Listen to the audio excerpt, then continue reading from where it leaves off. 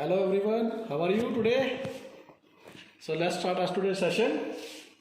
Unit 2, Sports and Nutrition, Class Plus 2, Physical Education. And today's topic is the pitfalls of dieting. Pitfalls क्या होते हैं? Hazards, problems. अगर हम dieting करते हैं तो हमें क्या प्रॉब्लम फेस करनी पड़ सकती हैं वो हम डिस्कस करेंगे. तो आज का फर्स्ट आपके पास extremely reduce the calories. Extremely reduce the calories का मीनिंग क्या है? For dieting intake of calories reduced extremely. जब हम डाइटिंग करते हैं सही में हम क्या करते हैं, अपनी जो कैलोरीज होती हैं उसको एकदम ही रिड्यूस कर देते हैं. और रिड्यूस करने का कारण क्या, फिर प्रॉब्लम क्या आती है? स्टडीज़ जो कहती हैं, साइंटिस्ट जो कहते हैं, डाइटिशियन जो कहते हैं, उनके अकॉर्डिंग 1800 कैलोरीज अगर हम दिन में इनटेक करते हैं तो वो कैलोरीज हमारे डेली नीड्स के लिए कैपेबल नहीं है. डेली जितनी न्यूट्रिशन हमें चाहिए होते हैं, जितनी क्वांटिटी हमें चाहिए होती है, क्वालिटी चाहिए होती है, वो हम नहीं लेते. उससे क्या होता है कि हमारा वेट तो लूज़ हो जाता है, नो डाउट. वेट लूज़ होने से हमारी समस्या सोल्व होगी एक, लेकिन वो हमारे लिए डेंजरस होती है. क्यों? क्योंकि जब हम रिक्वायर्ड क्वालिटी में न्यूट्रिशन इनटेक नहीं करेंगे तो क्या होगा, हमारी बॉडी का मेटाबॉलिज्म रेट जो है वो स्लो हो जाएगा.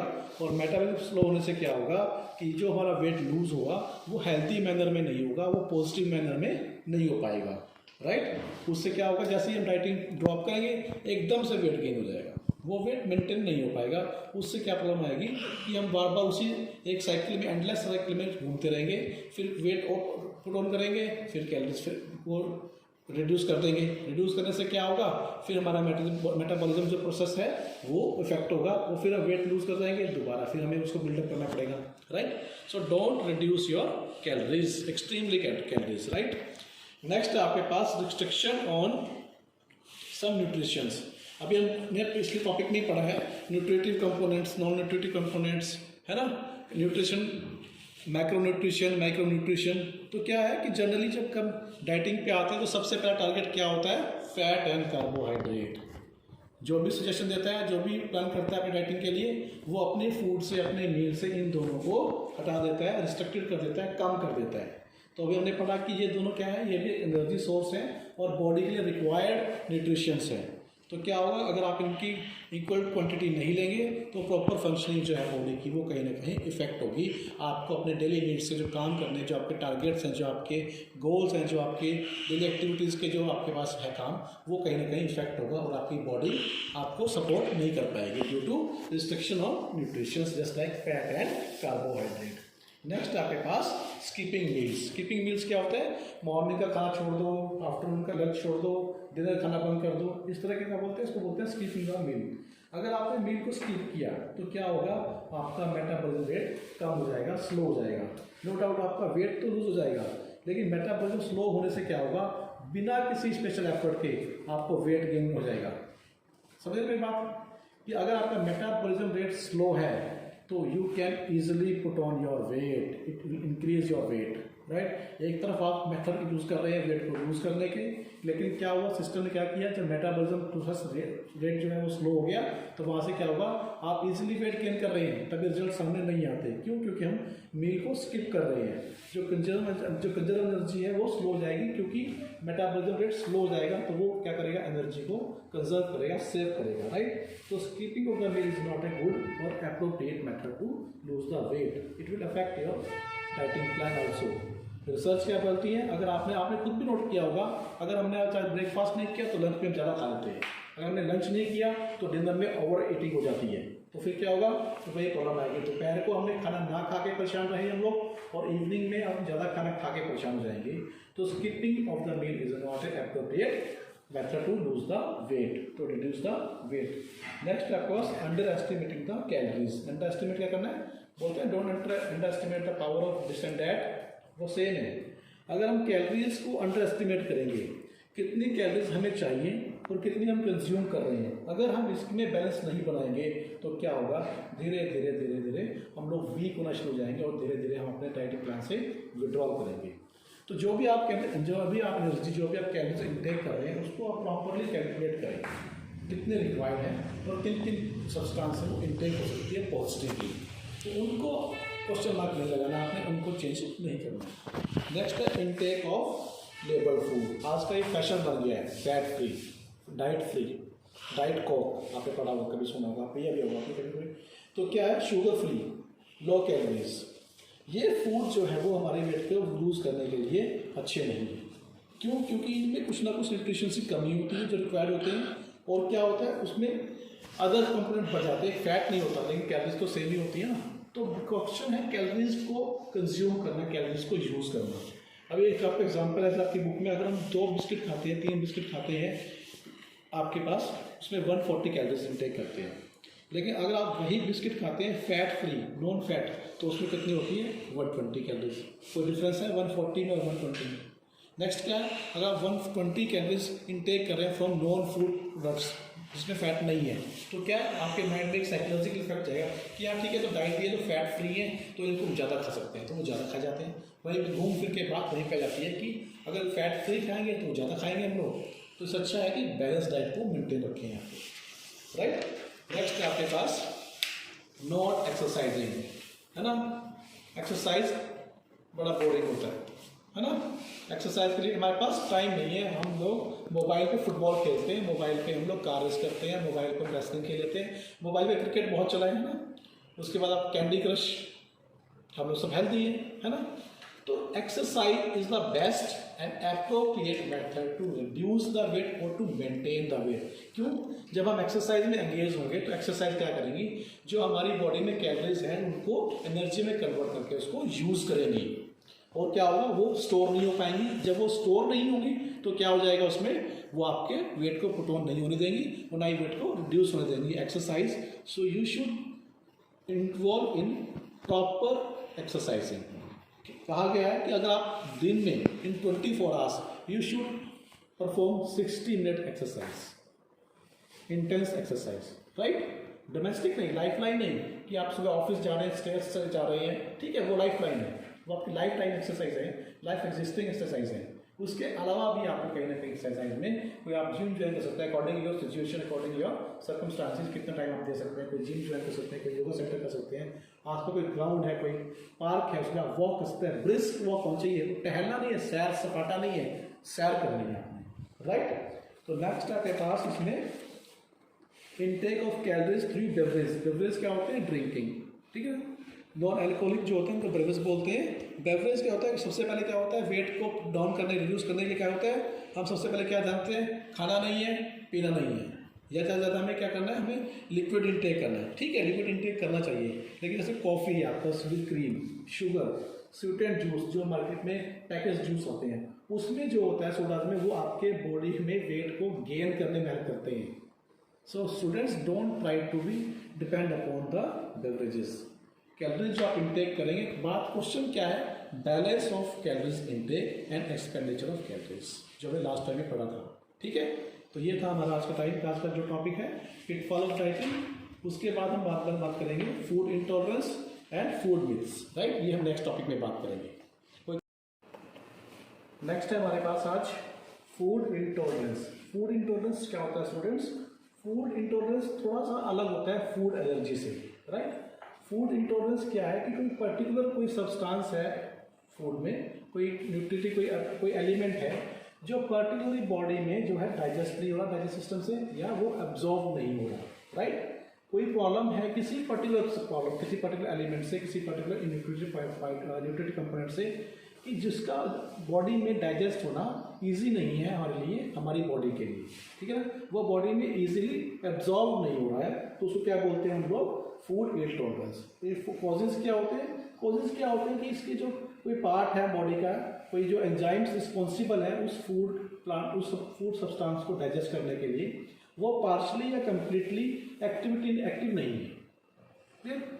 जिस फूड सब्सटेंस से हमें इंटॉलरेंस है, जिस फूड सब्सटेंस को हमारी बॉडी या डाइजेस्ट सिस्टम उसको डाइजेस्ट नहीं कर पा रहा या उसको अब्जॉर्व नहीं कर पा रहा, तो इसका मीनिंग है कि जो उस सब्सटेंस को डाइजेस्ट करने के लिए जो एंजाइम जो रिस्पॉन्सिबल है, या तो वो कम्प्लीटली वर्कआउट नहीं कर रहा या वो पार्शली वर्कआउट नहीं कर रहा, जिसकी वजह से क्या होता है, वो हमारी बॉडी में डाइजेस्ट नहीं हो पाता। सो कई बार क्या होता है, food intolerance can be diet related, कोई पर्टिकुलर सब्सटेंस हो सकती है, या फिर हम लोग बीमार हैं, कोई इलनेस है, कोई प्रॉब्लम है बॉडी में, कोई डिजीज़ है, उसकी वजह से फूड इंटॉलरेंस होती है। उसके बाद इसके सिम्टम्स क्या है? सिम्टम्स बड़ा सिंपल से हैं इसके, जैसे स्टमक पेन है, वोमिटिंग है, डायरिया है, गैस है, क्रैम्प्स है, हार्ट बर्न है, हेडेक है, नर्वसनेस सी है, घबराहट हो जाती है कई बार, तो वो क्या होते हैं? फूड इंटॉलरेंस के सिम्टम्स होते हैं। उसके बाद इसको क्या करना है? इसको मैनेजमेंट क्या है? मैनेजमेंट क्या है इसकी? सबसे पहले हमें ये चेक करना है कि हमें कौन से सब्सटेंस से इंटॉलरेंस है। ये कई बार मुश्किल होता है पर्टिकुलर के लिए, तो अगर हमें ये समझ में नहीं आ रहा कि हमें किस सब्सटेंस से फूड इंटॉलरेंस है, तो हम किसी एक्सपर्ट से भी कंसर्न कर सकते हैं, राइट। उसके बाद क्या, उसको धीरे धीरे क्या करना है, अपनी डाइट से उसको थोड़ा एक्सक्लूड कर देना, निकाल देना, उसको कंज्यूम नहीं करना, डायरेक्ट सी बात है। जब वो फूड सब्सटेंस या फूड एलिमेंट हमारी बॉडी में डाइजेस्ट नहीं हो रहा, या हमारी बॉडी की जो डाइजेस्टिव सिस्टम है वो उसको अब्जॉर्व करने के लिए कैपेबल नहीं है, तो क्या करना पड़ेगा? उसको धीरे धीरे उसको डाइट से निकालना पड़ेगा, राइट। अगर उसके बाद आपको समझ में नहीं आ रहा है किस खाने से ये प्रॉब्लम हो रही है, तो you can go with the expert decision, right. वो आपको हेल्प करेंगे कि आपको जो इंटॉलरेंस है वो किस सब्सटेंस से है, राइट। उसके बाद क्या है, अगर आपको फूड इंटॉलरेंस के लिए मैनेजमेंट करनी है, तो क्या होगा? इसमें कुछ थेरेपीज आपके पास हैं, जैसे आपके पास है lactose intolerance therapy, fructose intolerance therapy, histamine intolerance therapy. ये हम अपने ऊपर अप्लाई कर सकते हैं with the help of experts, doctors की हेल्प से। इन थेरेपी के यूज से हम लोग फूड इंटॉलरेंस को अवॉइड कर सकते हैं। तो मैं एक बार इसको कंक्लूड कर देता हूँ। फूड इंटॉलरेंस क्या है? फूड इंटॉलरेंस फूड एलर्जी से थोड़ा अलग है, ठीक है। उसके बाद तो नॉर्मल है, ऐसा होता है, कोई बड़ी बात नहीं है इसमें। उसके बाद क्या है कि फूड इंटॉलरेंस कंसेप्ट क्या है कि सिंपल से अगर आसान बात शब्दों में किया जाए, तो किसी पर्टिकुलर फूड से या उसको किसी सब्सटेंस से जो हमारी बॉडी में प्रॉपरली प्रोसेस नहीं हो रहा, एब्जॉर्ब नहीं हो रहा, किसके द्वारा? हमारे डाइजेस्टिव सिस्टम के द्वारा, तो हम क्या बोलते हैं कि हम उस फूड के लिए, सब्सटेंस के लिए फूड इंटॉलरेंस है, राइट। उसके बाद आता है आपके पास causes of food intolerance. Causes क्या होते हैं कि जिस फूड सब्सटेंस को बॉडी में डाइजेस्ट होना है, एब्जॉर्ब होना है, उसके लिए जो एंजाइम्स जो रिस्पॉन्सिबल है, या तो वो पार्शली काम कर रहे हैं या वो काम नहीं कर रहे हैं, जिसकी वजह से क्या होगा, वो फूड जो है वो ब्रेक डाउन नहीं हो रहा, और ब्रेक डाउन के बाद वो अब्जॉर्ब बॉडी में नहीं होगा। जब वो ब्रेक डाउन नहीं हुआ तो क्वाइट इम्पॉसिबल है कि वो अब्जॉर्ब नहीं होगा, राइट। उसके लिए क्या है, डेफिशिएंसीज हो जाती है कई बार। उसके बाद इसमें क्या है, इसके जो फूड रिलेटेड आपको हो सकती है, किसी पर्टिकुलर फूड से हो सकती है, या कुछ टाइम के लिए हो सकता है कोई इलनेस है, कोई डिजीज है बॉडी में, जो बीमार हो गया, फीवर हो गया है, तो उस टाइम पे डॉक्टर बोलते हैं ये नहीं खाना, वो नहीं खाना, कुछ जस्ट लाइक दैट, कि उस तरीके से भी हमें हो सकती है। उसको सिम्टम्स क्या है? सिम्टम्स क्या सिंपल है, स्टमक पेन है, आपके पास डायरिया है, वोमिटिंग है, गैस है, क्रैम्प्स है, हार्ट बर्न है, इस तरह के कॉमन से जो सिम्टम्स होते हैं वो नजर आते हैं, राइट। उसके बाद क्या है कि मैनेजमेंट क्या है? मैनेजमेंट तो सबसे सिंपल और स्ट्रेट फॉरवर्ड यही है कि जिस फूड से आपको इंटॉलरेंस है, please exclude that one from your diet, right. आप इजीली उसको मैनेज कर लें, तो आपको डॉक्टर के एक्सपर्ट नहीं चाहिए, डॉक्टर एक्सपर्ट डिसीजन एडवाइस नहीं चाहिए आपको। तो हम लोग बात करेंगे मैनेजमेंट ऑफ फूड इंटॉलरेंस। तो फूड इंटॉलरेंस का सबसे सिंपल क्या है? माइनर चेंज इन डाइट, उस सब्सटेंस को आप ड्रॉप कर दीजिए। अगर आपके ऊपर आपको नहीं समझ में आ रहा है कि कौन से फूड से आपको इंटॉलरेंस है, तो you can go with the expert, with the doctor advice, so that you can avoid this kind of elements, intake of this kind of elements, right. उसके बाद क्या, सिंपल सी कुछ थेरेपीज है, जैसे आपके पास है लैक्टोज थेरेपी, आपके पास फ्रुक्टोज इंटॉलरेंस थेरेपी है, हिस्टामाइन इंटॉलरेंस थेरेपी है।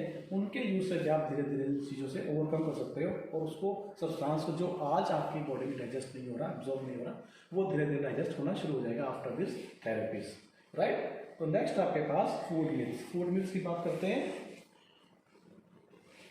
फूड मिथ्स क्या होते हैं कि खाने के कंसर्न कुछ हमारी सोसाइटी में मिथ्स हैं, राइट। फूड मिथ्स इंडिया में ही नहीं है, फॉरेन में भी, ऑल अराउंड द वर्ल्ड कुछ फूड मिथ्स होते हैं कि जो खाने से कंसर्न आते हैं कि ये खाना चाहिए, नहीं खाना चाहिए। सबसे बड़ी समस्या क्या है, हमें क्या खाना है, कब खाना है और कैसे खाना है, ये एक बहुत बड़ा क्वेश्चन रहता है डाइट के कंसर्न में। तो इसी कंसर्न में कुछ फूड मिथ्स जनरेट हो जाते हैं सोसाइटी में, जो कि हमें रोकते हैं, हमारे लिए एक खजूर का काम करते हैं कि वी शुड टेक इट और नॉट। कहीं ना कहीं वो क्वेश्चन मार्क करते हैं कि खाना चाहिए, वो ये कहता है, ऐसे कहते हैं, वो ये कहते हैं, दिस एंड दैट। ये क्या होता है? फूड मिथ्स, भ्रांतियाँ। तो फर्स्ट आपके पास है पोटैटो मेक्स यू फैट।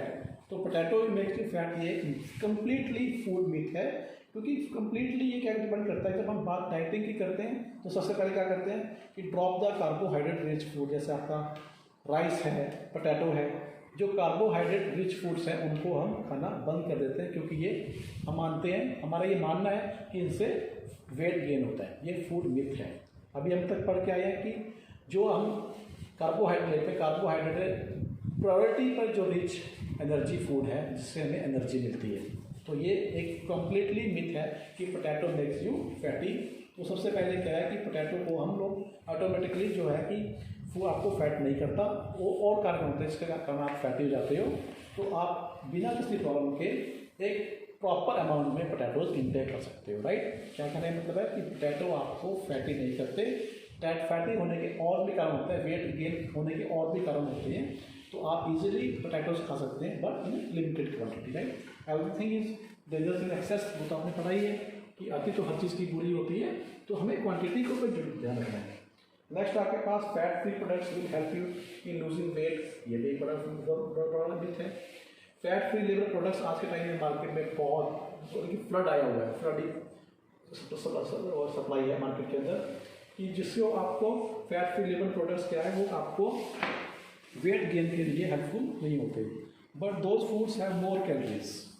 अगर वो फैट फ्री हैं, ओके, मान ली बात क्यों फैट फ्री है, पर उसमें कहीं ना कहीं उन प्रोडक्ट्स में कहीं ना कहीं क्या होगा, कैलोरीज की क्वांटिटी ज़्यादा होगी, जो कि फैट फ्री प्रोडक्ट्स नहीं होती कंपैरिजन, राइट। तो क्या करना है आपने, सबसे पहले लेबल फूड पे ले जाना है। सबसे पहले अपनी बॉडी की इनटेक क्वांटिटी कितनी चाहिए, किस सब्सटेंस की चाहिए, उसको स्टडी करना है। उसके बाद आपने किसी चीज़ पे क्वेश्चन मार्क लगाना है कि खाना है या नहीं खाना है। बट लेबल फूड और फैट फ्री फूड जो होते हैं वो अच्छे होते हैं, ये जरूरी नहीं है।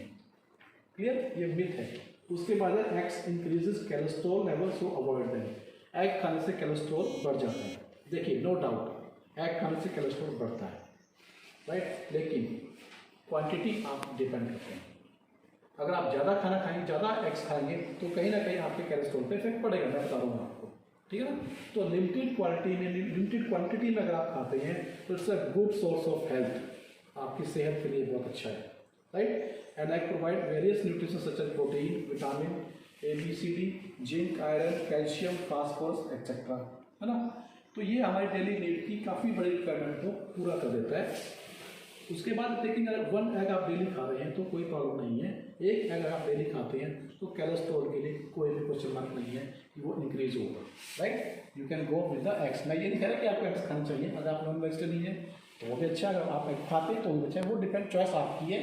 बट आप एग इसलिए नहीं खा रहे कि वो कोलेस्ट्रॉल बढ़ा देता है, तो थोड़ा कहीं ना कहीं आप फूड मिथ के शिकार हैं, राइट। नेक्स्ट आपके पास drinking while eating you fat. खाना खाते समय पानी नहीं पीना चाहिए। ये एक मिसकंसेप्शन है। इस मिसकंसेप्शन में क्या कहते हैं कि डाइजेस्ट सिस्टम जो डाइल्यूट होते हैं वो ड्रिंकिंग वाटर से ईजी जाती है, और डाइजेस्टिव डाइल्यूट वो हल्के हो जाते हैं। It will slow down your digest system और may you lead in excessive body fat. तो ये क्या है, अगर आप खाना खाते समय पानी पिएंगे तो वो आपके जो जूसेस बॉडी में प्रोड्यूस होते हैं ड्यूरिंग डाइजेस्ट सिस्टम, उनको डाइल्यूट कर देते हैं, जिसकी वजह से क्या है, आपको कहीं ना कहीं बॉडी में फैट इंक्रीज हो जाता है। लेकिन साइंटिस्ट क्या कहती है, drinking water eating improves your digestive system. अगर साइंस की बात मानी जाए तो अगर खाना खाते समय अगर आप पानी पिएंगे तो वो आपके डाइजेस्टिव सिस्टम को इम्प्रूव करेगा। मिथ क्या है कि अगर आप पानी पिएंगे तो वो डाइजेस्टिव सिस्टम द्वारा प्रोड्यूस किए गए जूसेस को, केमिकल्स को डाइल्यूट कर देगा, जिससे आपकी डाइजेस्टिव अच्छी नहीं हो पाएगी और कहीं ना कहीं आप फैटी हो जाएंगे।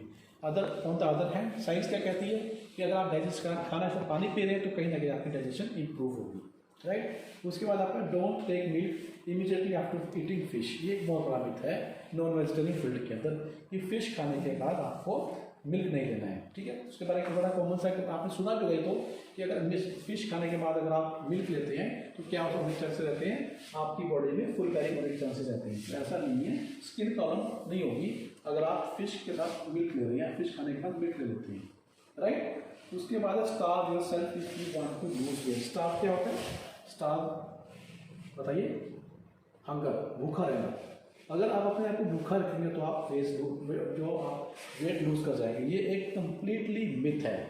स्टारवेशन से वेट लूज नहीं होता, वीकनेस आती है, पुअर एक्टिविटीज़ हो जाती हैं आपकी मसल्स की, पुअर डाइजेस्ट सिस्टम हो जाता है आपका, कहीं ना कहीं वो आपकी बॉडी पे नेगेटिव इफेक्ट लेके ही आएगा अगर आप अननेसेसरी स्टारवेशन को फॉलो करते हैं, राइट। अगर आपने आज स्टारवेशन खा भूखे रहा तो नेचुरली बात है कल आप ज़्यादा खाएंगे, ये साइकोलॉजिकल इफेक्ट होता है। So don't stop, eat appropriate in manner, right? Next आपके पास exercise makes you eat more. Exercise करने के बाद खाना ज़्यादा खाना पड़ता है, ये भी एक मिथ है।